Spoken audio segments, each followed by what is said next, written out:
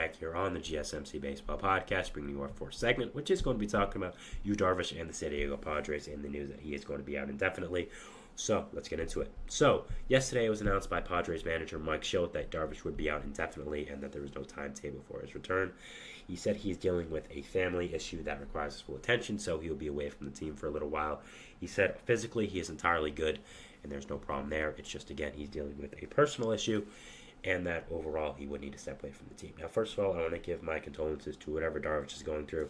Obviously not sure what it is, but going on the restricted list is very serious. I mean, it's a list where you don't get paid, so I'm sure that's obviously a tough decision for someone to step away. So it's obviously very serious, and I want to give my full thoughts to Darvish, and obviously hope he gets better. And obviously baseball isn't the most important thing, and family always is, so thoughts to him. But looking now at the impact this is going to have on the Padres, I do think it is pretty significant. I mean, Darvish has been hurt a good amount of the year for this Padres team. I mean, that's been pretty obvious.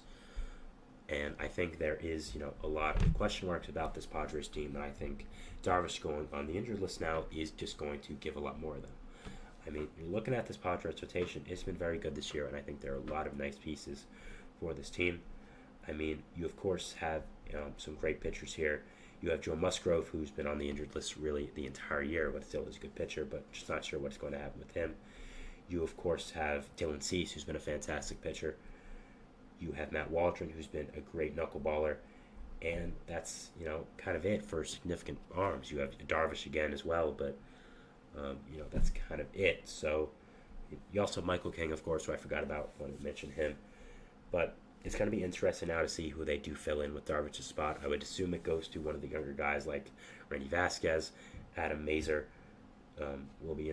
Johnny Brito as well, if they want to make him, more than a bullpen arm for this team. But we'll have to see. So overall, it will be interesting to watch who end up filling this role for the Padres out. And yeah, I think in this tough NL West race that they're currently in, I think losing one of your pitchers like this is a tough sign, especially for, again, as long as it might be. Again, they said it's indefinite, so it does not sound great. So, obviously he's going to be a big impact on this Padres team, and overall is going to be something that has to end up. We have to end up watching for the rest of this Padres team. Now, again, I think this Padres team is very solid. I've talked about it before, but I think really the three teams with a leg up upon everyone else in that, mumble-jumbled, NL wildcard race is really the Padres, Mets, and Diamondbacks. I think those three teams are really one up above everyone. Even the Cardinals are above right now. But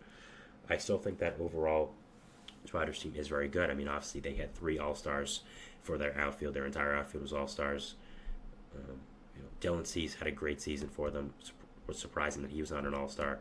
But, again, there's been a lot of great pitchers, so I don't really feel it's not really that crazy. He's had a great season, but it's not like someone was picked over him that really shouldn't have been. He's had a great season, but a lot of people have. So, but overall, again, I think this Padres team is very good, and it's going to be interesting now to see what does happen with Darvish, what does happen with this Padres team in general.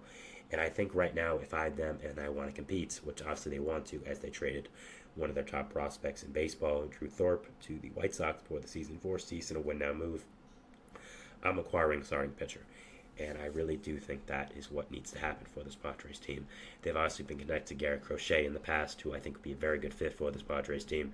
Again, I think when you're acquiring Crochet, you're not just acquiring him for now, you're acquiring him for the future.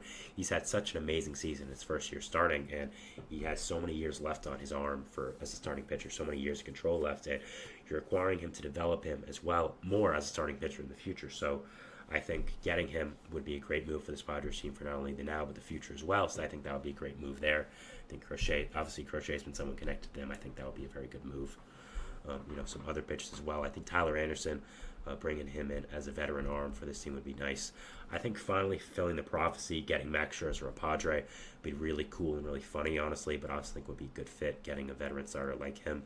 Obviously was traded to the Padres a few years ago. Ken Rosenthal tweeted it out that the Padres are close to acquiring him, and then the Dodgers saw that and then ramped up their efforts to get him, and then also acquired Trey Turner in that blockbuster trade. So I'm sure AJ Preller has wanted Scherzer for a long time now. It would be funny to see him end up finally getting Scherzer for this team. So I think Scherzer would be a really good fit as well.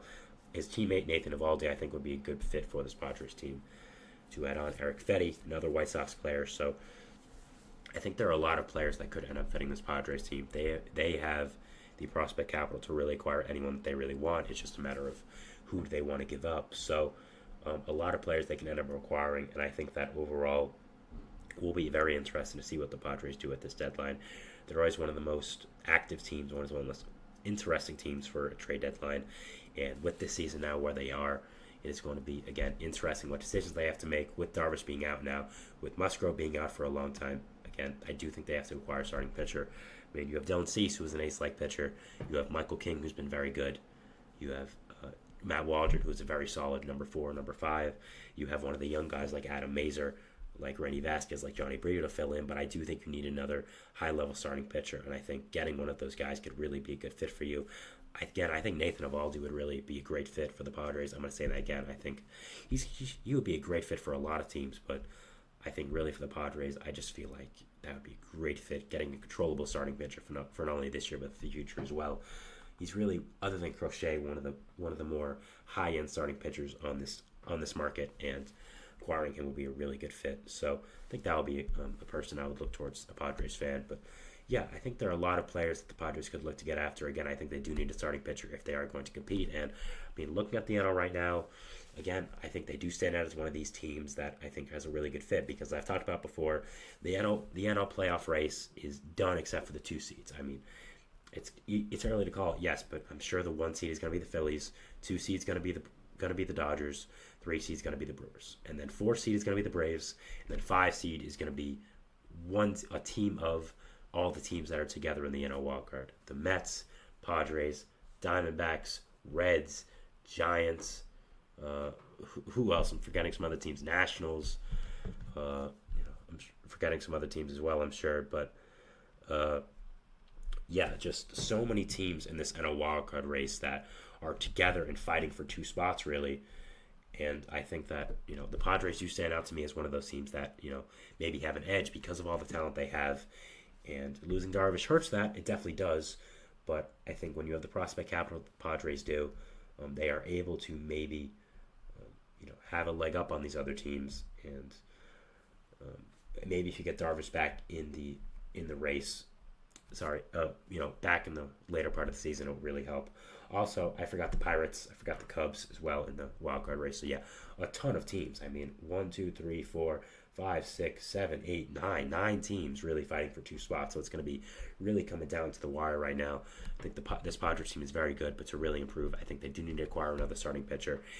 And it'll be interesting to see what they do end up doing at this trade deadline on July 31st. Will they acquire a big name like a Garrett Crochet, or a smaller name like maybe someone like Tyler Anderson, Eric Fetty? But we'll have to see, and it'll be a very, very interesting couple of weeks now for this Padres team following up this Darvish news. So yeah, going into our 5th and final segment here, which is going to be talking about Jazz Chisholm. Some trade rumors are persisting about him, so I did want to just give my take on it and give my thoughts on it. So yeah, we'll be talking about that, and we'll see you after the break. So thanks, and bye.